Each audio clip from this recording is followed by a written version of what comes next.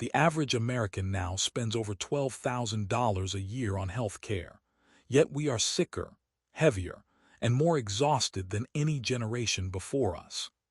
Walk into any pharmacy in Tokyo, and you will not find aisles of antacids and sleep aids. You will find a nation where nearly 100,000 people have celebrated their 100th birthday, where women live on average to 87, and where the entire concept of aging feels like a slow, vibrant unfurling rather than a rapid, painful decline. This is not about spending money on exotic treatments. Every single habit I am about to share with you costs absolutely nothing. These are 20 free Japanese habits, ranked from the subtle to the mind-shifting, that seamlessly weave energy, mobility, and a sharp mind into the fabric of a life lived to 100. Some of these are so deceptively simple, they will shock you. Others are so genius, you will wonder why we abandoned them in the West. We begin our countdown with number 20, the ritual of the slow rise. The Japanese have a concept called ichi. It simply means first thing in the morning, but this is not a frantic scramble for a blaring phone. In a traditional household, it is a quiet, sacred pocket of time. The goal is not productivity. The goal is to transition from the softness of sleep to the alertness of the day without shocking the nervous system. By avoiding the immediate cortisol spike that comes from a jarring alarm, you preserve a deep reservoir of energy that most of us burn through before we even leave the bedroom. I remember staying with a friend in a small apartment in Kyoto. She woke up not to a digital scream, but to a gentle melody, something like a soft chime that built slowly. Before her feet touched the tatami mat, she would lie there for 3 full minutes, stretching her fingers, rolling her ankles, simply breathing. She would flex her toes against the woven straw, feeling its faint grassy scent, and she told me she was informing the body that it was time to begin. I watched her do this every morning, and there was never a gasp of panic, never that disoriented lurch that marks my own typical weekday. She would place her hands on her belly, feel the rise and fall of breath, and only then would she slide open the shoji screen and let in the pale morning light. A study from a Japanese sleep institute found that a sudden, forced awakening activates the fight or flight response, leading to a spike in blood pressure and a feeling of grogginess that persists far into the afternoon. That grogginess is not just an annoyance. It impairs decision-making and saps creativity. I used to set 3 alarms, each more aggressive than the last, and I'd stumble out of bed furious. When I finally tried her way, I set my phone across the room with a gentle harp tone, and I forced myself to stay horizontal. The first few days I felt restless, almost guilty. I'm telling you, that guilt is the sound of your nervous system detoxing from urgency. After a week, I started waking a minute before the alarm, fully alert. Try it. Tomorrow morning, set your alarm 10 minutes earlier than usual, but do not jump up. Lie still, breathe deeply, and let your body come online naturally. Place a hand on your chest and one on your stomach. Feel the transition. You will be shocked at how much more energy you carry into your 10 a.m. meeting, and how much less you crave that second cup of coffee just to feel human. Number 19. Chew until the food becomes liquid. We treat chewing as a mechanical inconvenience, a step to race through so we can swallow and load the next fork. In Japan, eating is a sensory process. There is a profound, almost meditative respect for the texture of food, and that means chewing until the solid matter literally disappears into a liquid. This sounds extreme, but it is the gateway to perfect digestion. Saliva contains enzymes that begin to break down carbohydrates. By skipping the chewing phase, we force the stomach to do a job it was not designed for, leading to bloating, gas, and the burping that we have normalized in the West. I watched an older woman in Osaka eat a small bowl of rice with pickled plum. She sat on a wooden stool in a tiny shokudo, the warm steam from the rice curling up into her face.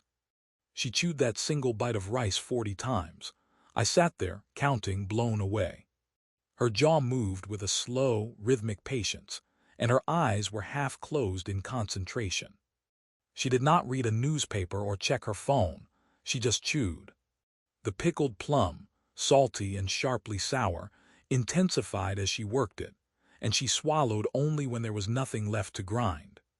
She had a stillness about her. She did not finish quickly. She did not feel heavy. She just felt satisfied, and she placed her chopsticks down with a quiet finality. A study from a university in Okayama found that thoroughly chewing increases diet-induced thermogenesis, meaning you actually burn more energy processing the food while absorbing more nutrients. It also signals the brain to release satiety hormones like peptide YY, so you naturally eat less without counting. When I first tried this with a piece of carrot, my jaw ached and I felt impatience buzzing through my legs. But the carrot, which I usually registered as just crunchy water, turned sweet, almost like a piece of fruit, and then earthy. By the 30th chew, it was a warm, soft paste, and I realized I had been mistaking swallowing for satisfaction. I will be honest, this habit feels unnatural for the first several meals, and you will probably get bored. But put your utensil down between bites, look at the food, let your teeth do the work. When I finally committed to this for a week, the relentless bloat that made me unbutton my pants after lunch vanished. My skin looked clearer because my gut was not inflamed. Slow down, count your chews.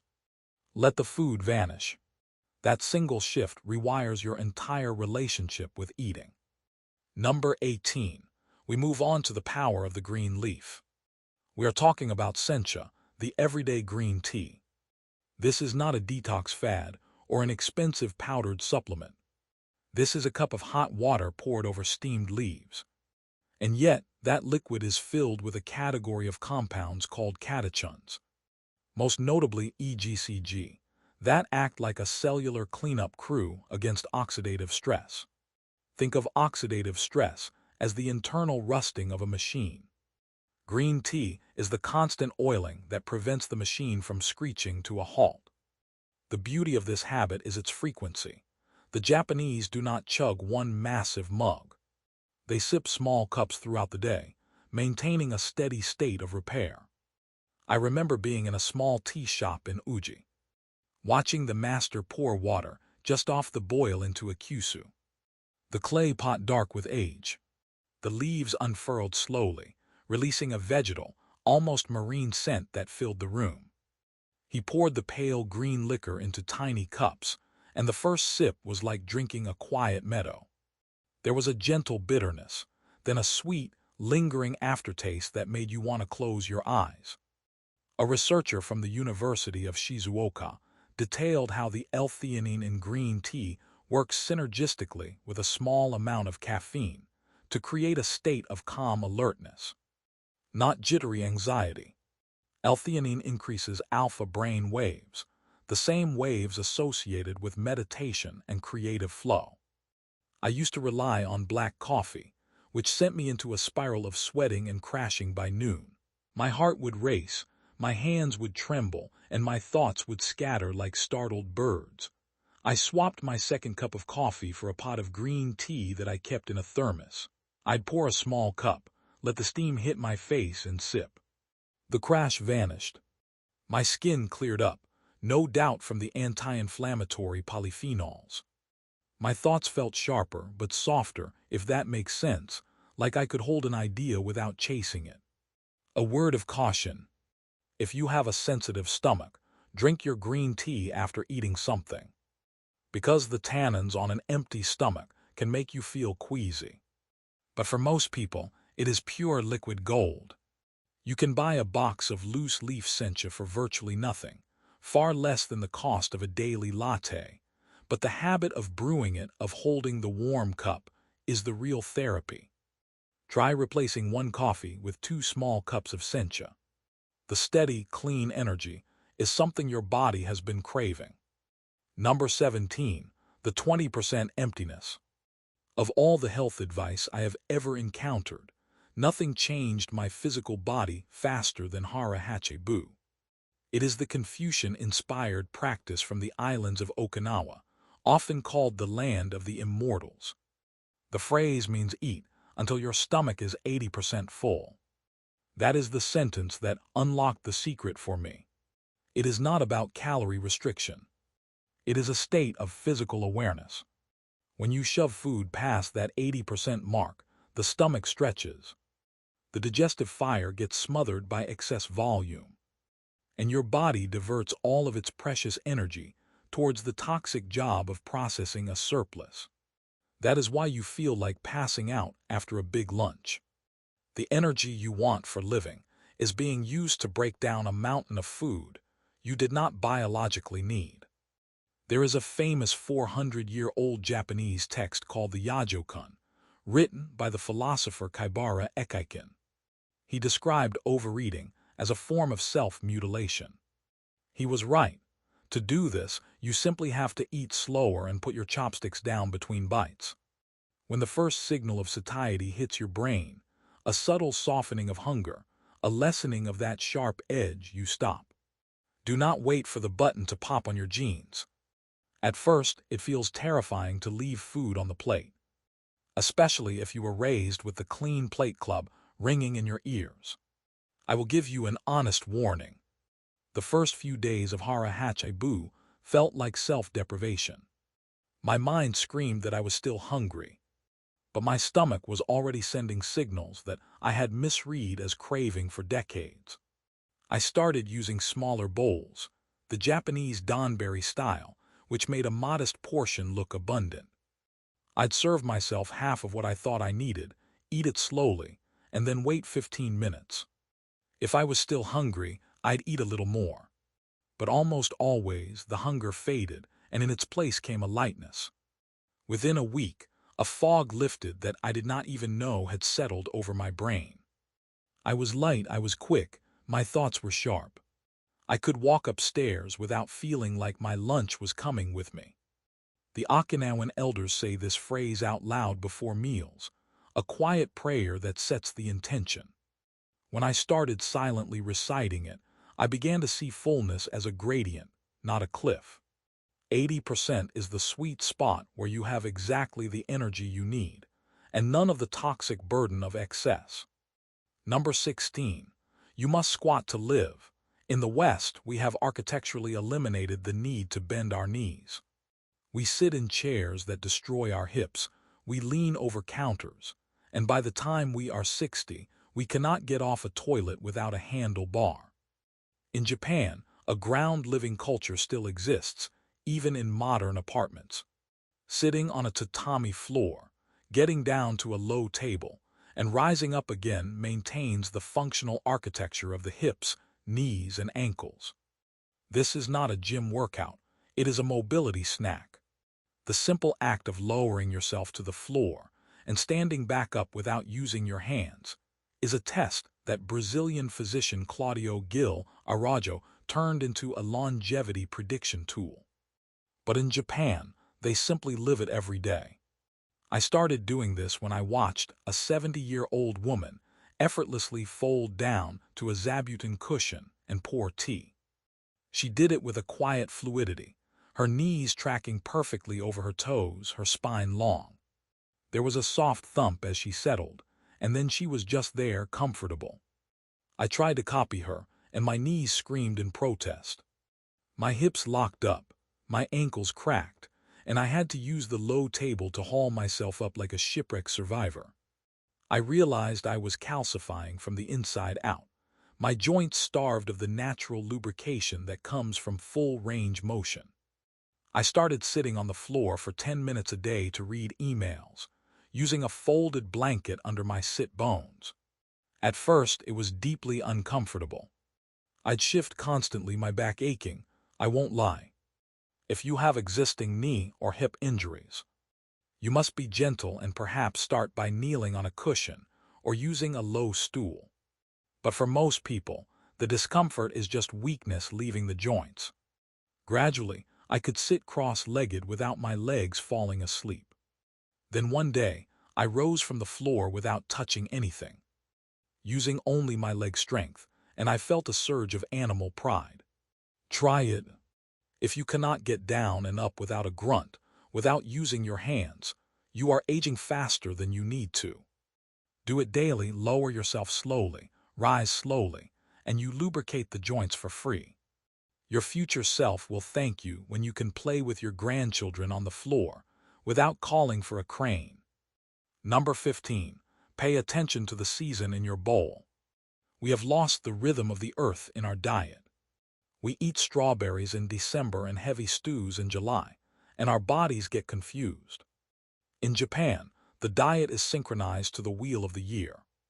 They call it shun, the peak of flavor and nutrition. When you eat a food exactly at the moment nature intends you to eat it, the nutrient density is higher, and the flavor is so intense that you do not need heavy sauces or sugars to make it palatable. A spring bamboo shoot is tender and detoxifying, bursting with a grassy freshness that wakes up the palate after winter's starch. An autumn grilled mackerel is fatty and warming, the skin crisp, the flesh so rich it tastes like buttered walnuts. This keeps the microbiome guessing in the best possible way. It prevents food sensitivities, because you are not bombarding the gut with the same foreign fruit every single day of the year. I visited a market in Kanazawa on a misty autumn morning. The stalls piled high with mushrooms I had never seen, matsutake with their spicy cinnamon aroma, and persimmons hanging like orange lanterns. I did not recognize half the mountain vegetables they were selling, strange fronds and roots the color of earth. A woman with hands gnarled from years of pickling told me, with a perfectly straight face, that eating out of season makes your soul feel heavy. I laughed, but she was right. When I returned home, I started going to the farmer's market and asking, what just came in? I ate asparagus in April, when the stalks were so tender they snapped at a touch, and I understood. The natural sweetness was almost floral. I felt a lightness, a sense of being in sync with the world outside my window. We eat spring food to awaken from winter, the sharp greens like a splash of cold water. We eat autumn food to ground ourselves, the dense roots and squash that anchor the body. This habit costs nothing extra.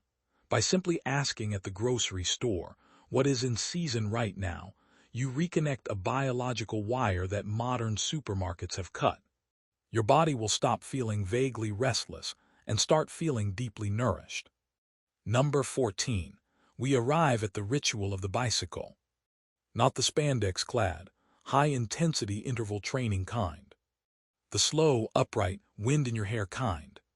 In Japanese cities, mothers pedal their children to school in sturdy mamachari bicycles with child seats front and back. Grandparents pedal to the fish market with baskets rattling. Salarymen pedal to the train station in their suits, barely breaking a sweat. This is about constant, low-grade movement. It is a way of living that never allows the lymphatic system to stagnate. Your lymphatic system has no pump. Unlike your heart, it relies entirely on muscular contractions to move waste out of the body. Sitting in a car, the lymph sits still, a murky pond.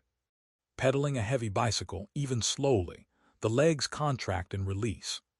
The diaphragm moves, and the lymph flows through its one-way valves, carrying away cellular debris and immune cells where they need to go. The risk of heart disease plummets. A study tracking commuters in Osaka found that daily cycling, even for short distances, dramatically reduced the incidence of metabolic syndrome compared to driving. I bought an old, beaten-up mamachari when I lived there, a silver bike with a rusty bell and a basket that creaked. I did not wear a helmet. I just rode slowly, often with an umbrella in one hand, the warm summer air brushing my face. The bicycle was heavy, with only 3 gears, but that weight became the therapy. I arrived everywhere awake, my blood humming, my legs loose. My calves and thighs took on a lean definition, without a single gym session. The smell of the neighborhood drifted past, fresh laundry, frying tempura, the ozone after rain. I saw my town differently, not through a windshield but as part of the landscape. The solution is not joining a spin class that costs $40 a month and leaves you drenched with dread. The solution is reclaiming the bicycle as a tool for transport, not torture. If you live in a place where you can ride to the store, do it. The quiet whir of the tires is a meditation, and your body will feel 10 years younger after a month of rolling. Number 13. Wash your plate, not just your face. We have a massive blind spot when it comes to inflammation, and it sits right in our mouth. The Japanese have a famous ritual of asauji, or big cleaning, but on a daily level, the precision of hygiene is non-negotiable. Oral health in Japan is treated as a gateway to heart health. The bacteria that cause inflamed gums, those red bleeding pockets, do not just stay in the gums. They leak into the bloodstream and coat the arteries, triggering the same inflammatory cascade that leads to plaque buildup. You can eat all the kale in the world, but if you are bleeding from your gums, your biological age is climbing. I was shocked when I visited a dental checkup for kids in an elementary school near Nagoya. It was like a sacred class. The dental hygienist held up a giant model of a tooth and a pink fuzzy brush that looked like a sea creature. She taught the children to brush the tongue, to guide the bristles into the gum line at a 45-degree angle, wiggling gently, dislodging the invisible film. They treated it like a violin lesson, precise and patient.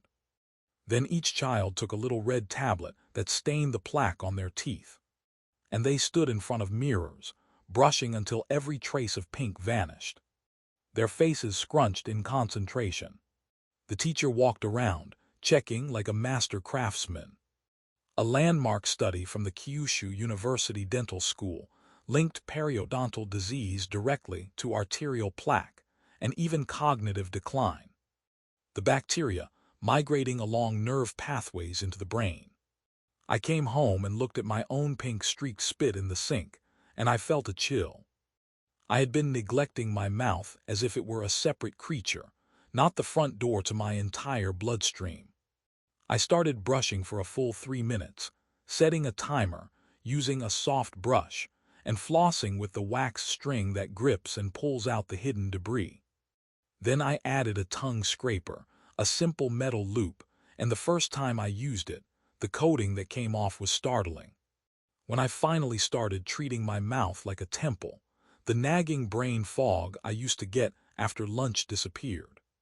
Because my body was no longer fighting a permanent low-grade war in my jaw. It is free to brush with intention. It is free to floss. Do it tonight and feel the clean, smooth glide of your tongue over your teeth, knowing that you just added years to your heart.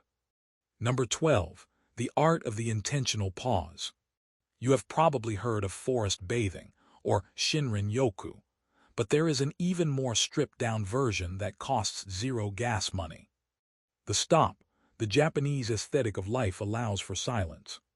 It accommodates the in-between moments, rather than crushing them with a podcast or a doom scroll.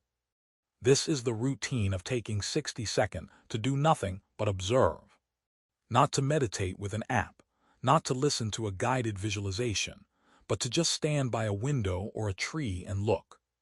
I used to think this was lazy, a waste of precious productive time.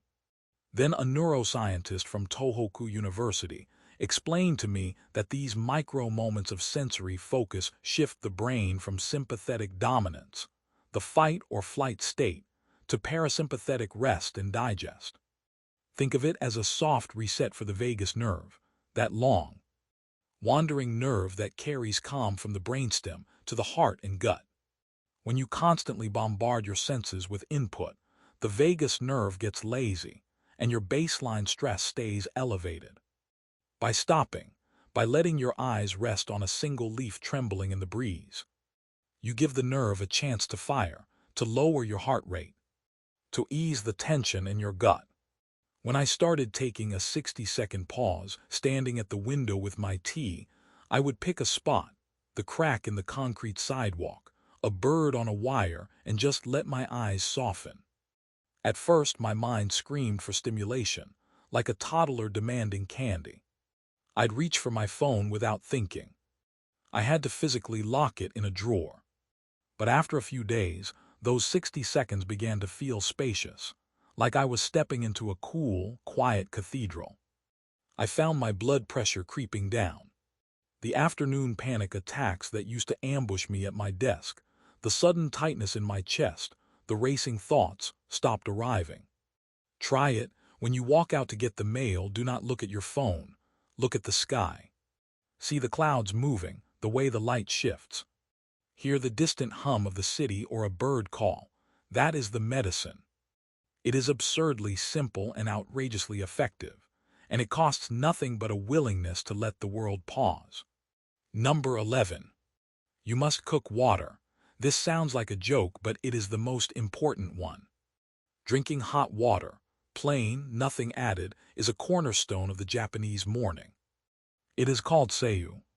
In traditional Japanese medicine, the warmth of the water mimics the warmth of the body, allowing it to be absorbed instantly without shocking the digestive organs. When you drink a glass of ice water, which we love to do in America, the blood vessels in the stomach constrict. The digestive fire is literally doused. Then we eat a heavy meal and wonder why we look 6 months pregnant. Hot water relaxes the digestive tract, it stimulates peristalsis, and it gently washes the pipes. I remember sitting in the kitchen of a Japanese colleague, a woman in her 50s who moved with the ease of someone much younger. She did not offer me coffee. She poured boiling water into a thick ceramic cup, no tea bag, just clear water, and handed it to me. The steam curled into my face, and as I cradled the cup, the warmth seeped into my palms. I took a sip, and it felt like liquid velvet traveling down my throat, no shock. Just a gentle spreading heat that seemed to unknot my stomach. She told me she started every morning this way, even before her tea, and she had done so since she was a child. Her skin glowed. Her middle was flat and soft, never distended. I started drinking 2 cups of hot water when I wake up, even before the tea. Within 3 days, the chronic constipation that I just assumed was a personality trait at that point completely resolved. The first morning, I felt a quiet gurgling, a gentle awakening deep inside, and then a smooth elimination that left me feeling empty and clean. I had been freezing my insides for decades. The Japanese women I worked with always had flat stomachs, and I thought it was genetics. It was partly that they did not drown their enzymes in freezing temperatures all day. Boil the kettle. Pour a cup. Let it cool just enough so it does not burn, a temperature where you can comfortably hold the cup to your cheek. Drink it like soup slowly. It is the most boring advice in the world, and it makes you feel 10 years younger. Your stomach will thank you with a calm, quiet digestion you forgot was possible. Number 10. We are halfway there, the genius of the hard floor. We spend a third of our lives on a mattress. In America, we love huge, pillowy, cloud-like mattresses that let our spine sag into a hammock shape. In Japan, the traditional futon, a cotton mattress laid directly on a tatami floor, offers no such luxury. It is firm. It is flat. It forces the skeleton to stack in perfect alignment. The first time I slept on a true Japanese futon, in a guest room in a Kyoto machiya. The tatami had a sweet, grassy smell, and the futon was thin, maybe 3 inches thick. With a small buckwheat pillow, I lay down, and the floor greeted me with an uncompromising solidity. I woke up every hour feeling bruised, my hip bones pressing against the mat. I thought, this is barbaric, and I longed for my plush pillow top back home. By the 3rd night, something shifted. I slept deeper than I had in a decade, no tossing, no waking in a tangle of sheets. I woke up, and for the first time in years, my lower back did not feel like a rusted hinge. The firm surface does not allow for soft tissue collapse. It supports the natural curves without letting the pelvis sink, which keeps the hip flexors from shortening and pulling on the lower back.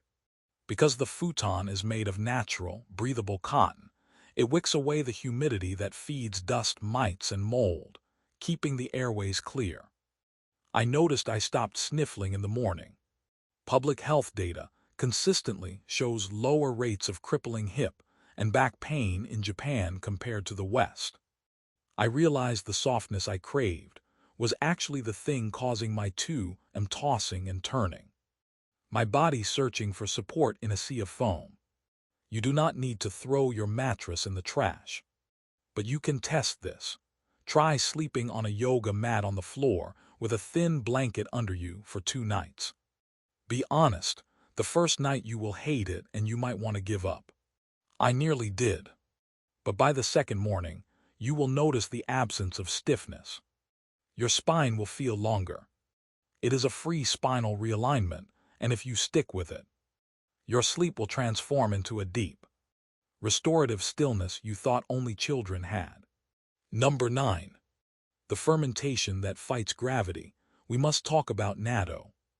I am listing this as a free habit because the change is internal, and the cost of the ingredient is negligible. Natto is fermented soybeans. They are sticky, brown, and smell like ripe cheese, an odor that hits you the moment you peel back the plastic lid. Most Westerners gag at the sight of them, those shiny, mucus-coated beans queening around in their little square container. But inside those stringy beans is an enzyme called nattokinase. This enzyme is a potent natural blood thinner that dissolves microscopic clots and reduces the viscosity of blood. Think of it as scrubbing the inside of your veins. High blood viscosity is a hallmark of aging. Thick blood forces the heart to work harder, leading to hypertension, varicose veins, and that heavy, sluggish feeling you get in your legs by evening. A study from a Tokyo Medical University found that nattokinase supplementation reduced systolic and diastolic blood pressure in people with pre-hypertension, simply by clearing the microscopic clots and fibers that roughen the inner pipe. I was terrified to try it. I bought a pack of 3 for $1 from a convenience store, the little white capsules labeled with a cartoon soybean. I took it home, opened it, and the smell hit me like a damp cellar. But I was determined. I added a little soy sauce and the hot mustard packet, and I stirred it 100 times with chopsticks until the beans became a frothy, web-like mass, long sticky strings stretching like melted mozzarella. I lifted a clump to my mouth, and the texture was slippery, slightly chunky, the taste nutty and deeply savory. It was bizarre, but I swallowed. The next day, I felt a warmth in my hands and feet that coffee never gave me. My circulation felt like it had opened up, a subtle tingling in my toes. I kept eating it, a pack every other day for a month, and the faint blue veins that had been creeping up my calves seemed to fade. A word of caution. Nattokinase is a natural blood thinner, so if you are on prescription anticoagulants, you must speak with your doctor before trying this. But for most people, it is a safe, cheap, powerful vascular scrub. If you can locate a Japanese grocery store, a pack of natto costs less than a candy bar. Stir it until it strings, eat it over hot rice, and taste your circulation clearing. Number 8. The daily devotion that lowers cortisol. We are talking about the morning radio exercise, known as Ragio Teso. This is not a grueling workout. It is a 3-minute series of gentle movements, broadcast on national radio every single morning. You hear the tinny piano music and a cheerful voice counting up, ichi ni sanshi. School children do it on playgrounds, their small arms reaching for the sky. Construction workers do it before starting the day, their hard hats bobbing in unison. Grandparents do it in the parks, moving slowly but deliberately, their joints remembering a lifetime of the same familiar patterns. The movements are so simple they look like a children's game, reaching for the sky, twisting the torso, bending side to side, rolling the shoulders, bouncing lightly on the heels. But the science behind it is targeted. The routines are designed to activate the core, mobilize the spine, and open the chest to counteract the hunched posture of desk work. Each stretch pulls on the fascia, the connective tissue that wraps every muscle and wakes it up. A long-term study on degenerative disease in Asia found that regions with morning calisthenic traditions consistently report better joint mobility in old age, less reliance on walkers and canes. I found the audio track online, a warbly recording from NHK, and decided to do it for a week as a joke. I stood in my living room in my pajamas, the morning sun slanting through the blinds. The music started, and I felt ridiculous, a grown adult mimicking a kindergarten class. But by the end of the 3 minutes, my face was flushed with fresh blood. My spine felt like it had been oiled, and my mood was inexplicably cheerful. The tight, frozen feeling I wake up with, that stiffness in the neck and between the shoulder blades, had melted. It broke the physical spell of sleep and told my cells that today is not a day for hibernation, but for life. It is completely free. Search for it online, turn on the track and move your arms and legs. You will feel your cortisol drop and your inner child wake up. Number 7.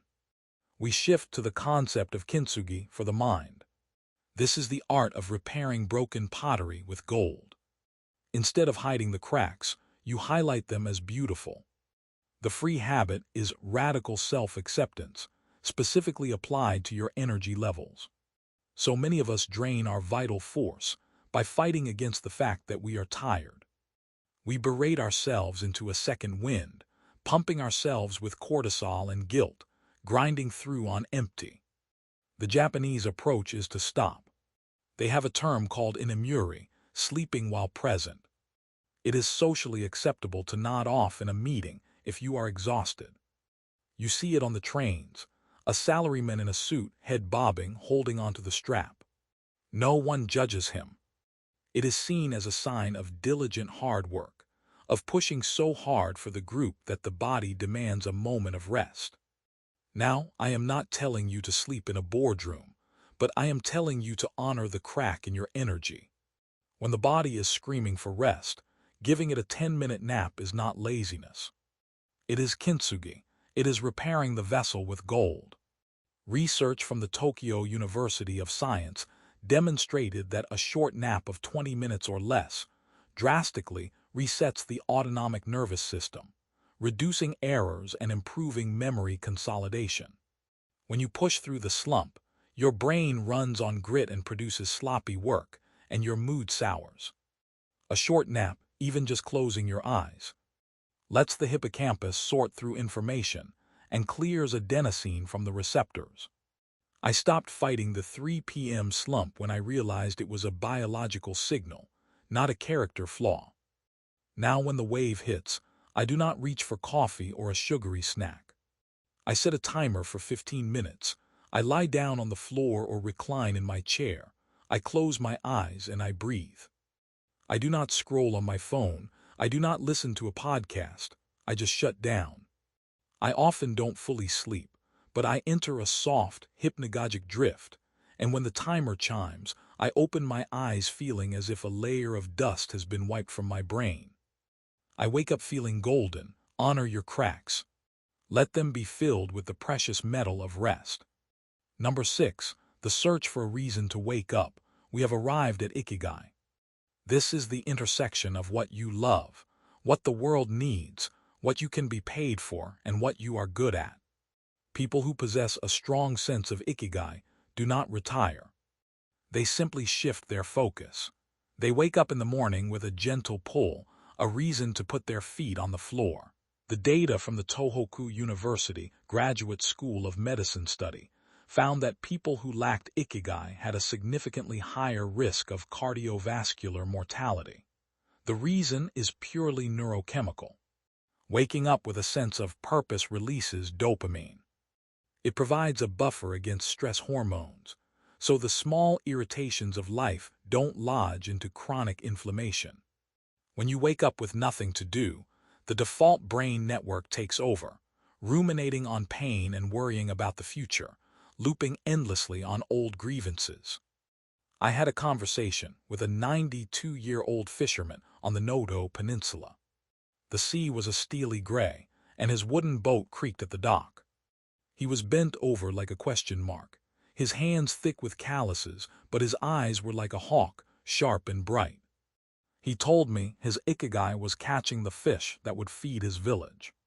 He wasn't doing it for the small yen he got. He was needed. The village women waited for his catch, and the children knew his name. I asked him why he did not just rest, why he didn't hand over the nets to a younger man. He looked at me and said, "If I rest, the engine rusts." That phrase has echoed in my head for years.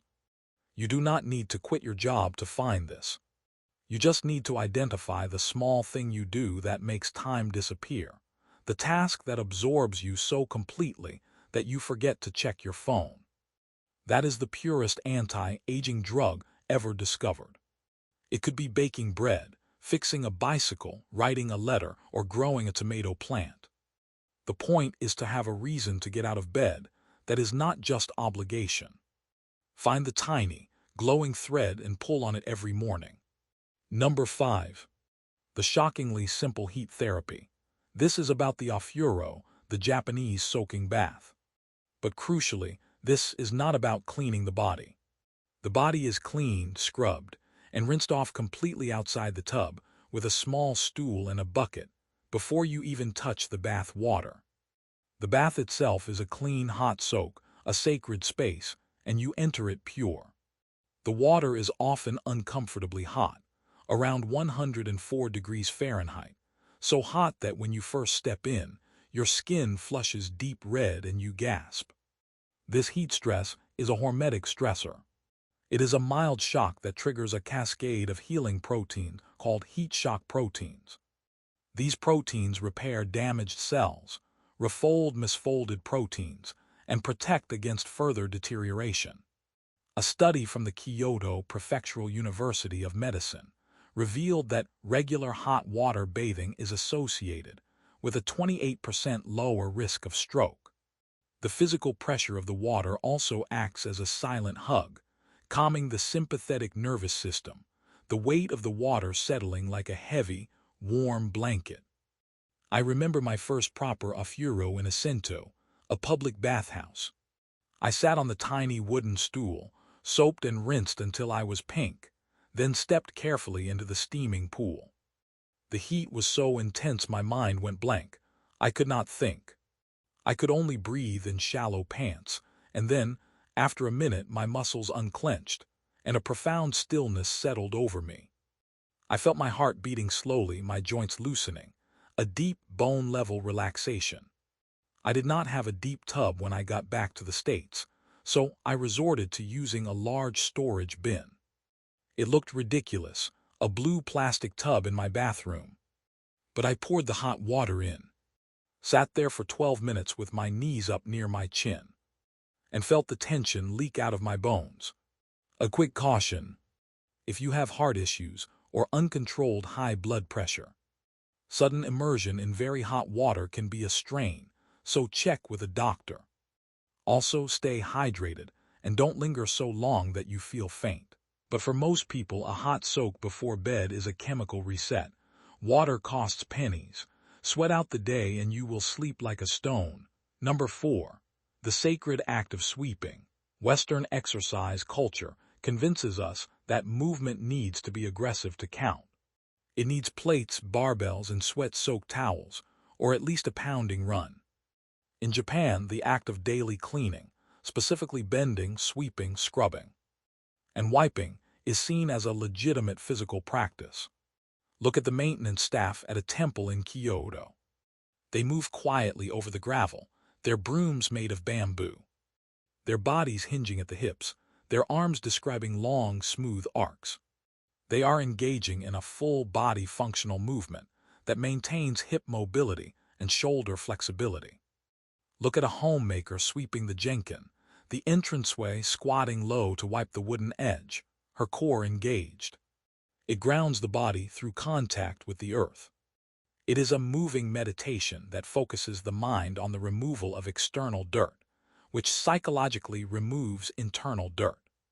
A meta-analysis of physical activity studies concluded that low-intensity movement integrated into daily routine, like housework, reduces all-cause mortality just as effectively as structured exercise programs do for the general population.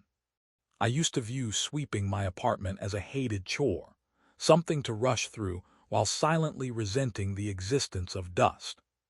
Then I started treating it like a Zen ritual. I bought a traditional short-handled Japanese broom, and I would start at the far corner of the room, crouching slightly, and sweep towards the door in long, deliberate strokes. I focused on the sound, the soft scratch against the wood, the neat pile of crumbs and hair collecting at the threshold. My heart rate would rise, my thighs would burn from the constant squatting, and I could feel my shoulder blades moving through their full range. By the time I swept the dust into the pan, 10 minutes had passed, and I had moved every joint in my body. I got a dopamine hit from the visual order, the clean, empty floor, and a surprising calm. It is a free gym membership disguised as a broom. Sweep your space tomorrow morning, and notice how the rhythm of your arms syncs with your breath. The act of clearing dust is the act of clearing the mind. Number 3. We are entering the final stretch, the medicine of the tribe. The Japanese concept of moe. This is a committed social support group. Historically, an entire village would share a moe, a group that shared fortunes and misfortunes, pooling resources, sharing food, raising children. Today, it lives on in groups of women who have known each other for 60 years, meeting for tea and conversation, their voices overlapping in a bright, familiar music. The feeling of loneliness is a biological emergency signal. It triggers a chronic stress response that inflames the body and shortens telomeres, those protective caps on the ends of our chromosomes that wear down with time. The Okinawa centenarian study found that having a moe was one of the strongest predictors of surviving past 100. The beautiful thing is that you do not need 100 friends. You need 3 to 5 people who know your darkness and your light, and who will show up when you need them. I witnessed a moe in a small ramen shop in Naha.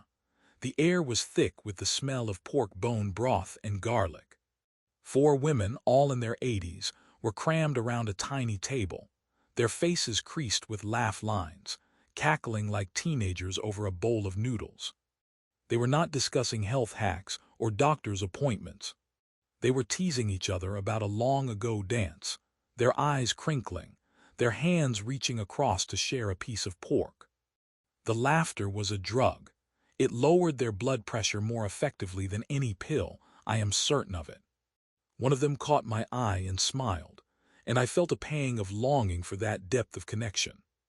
Our culture is obsessed with hyper-individualism, self-reliance, and privacy. We lock ourselves in our homes and scroll through feeds of curated perfection, and we wonder why we feel so heavy. Loneliness is making us age in isolation chambers. Call someone today.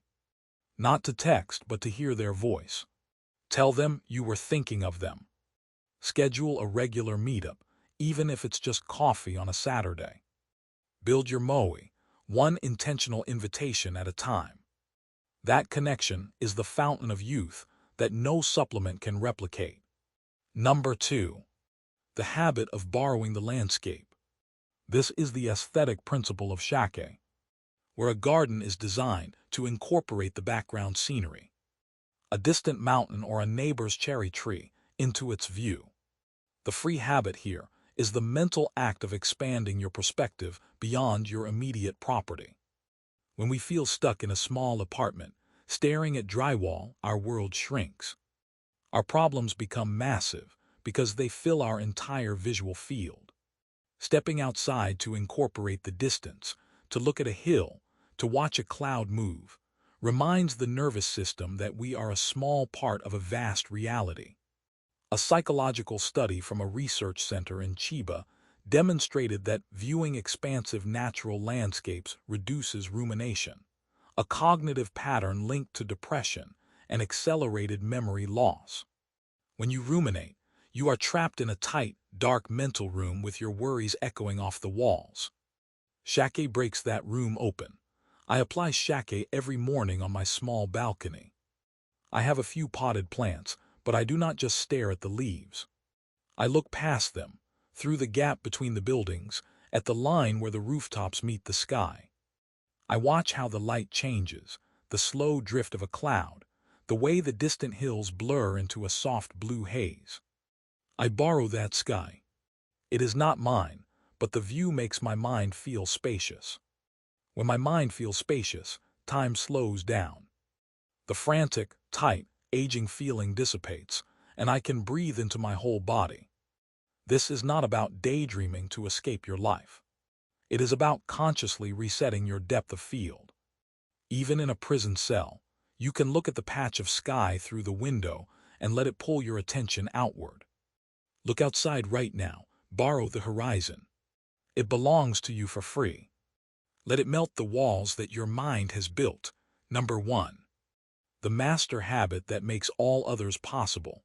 The commitment to continuous improvement, or kaizen. The reason kaizen is the number 1 habit is that it removes the shame of massive failure. In the West, we are addicted to the drama of radical transformation. We want to wake up tomorrow and be a monk, eat perfectly, exercise daily, meditate for an hour. When we inevitably fail, we collapse, gorge on junk and revert to the sofa, feeling even worse than before.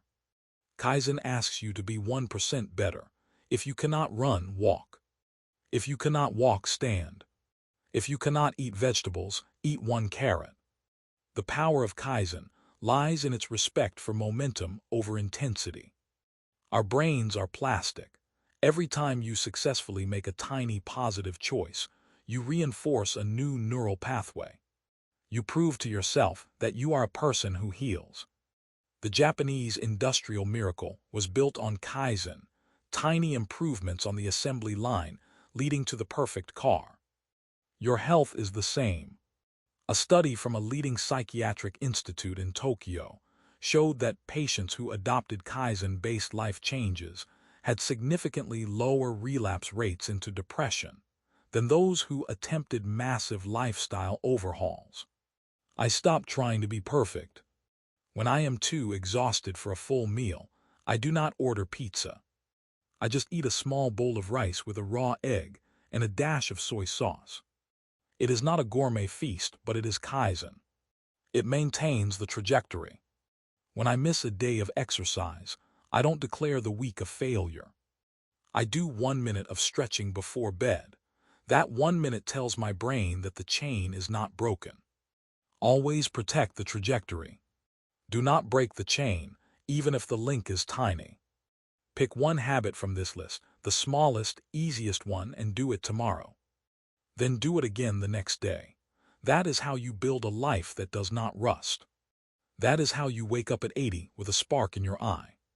We have reached the end of our countdown, but the spirit behind these rituals is not about a checklist. This is a fundamental shift in how we interact with gravity, food, time, and community. You do not need a plane ticket to Tokyo to do any of this. You need the quiet courage to stop the rush, to eat until you are just barely satisfied, to stand up and sweep, and to soak in water hot enough to remind you that you are alive. The fountain of youth is hidden in the slow, intentional rhythm of a single day. Try 1 habit from this list tomorrow, just 1. Build a lifestyle where health is not a chore you schedule, but a byproduct of the way you breathe and move. The path to 100 years of vibrant energy starts with the next 60 seconds. Go drink a glass of hot water, look out the window, and watch the rust start to flake away.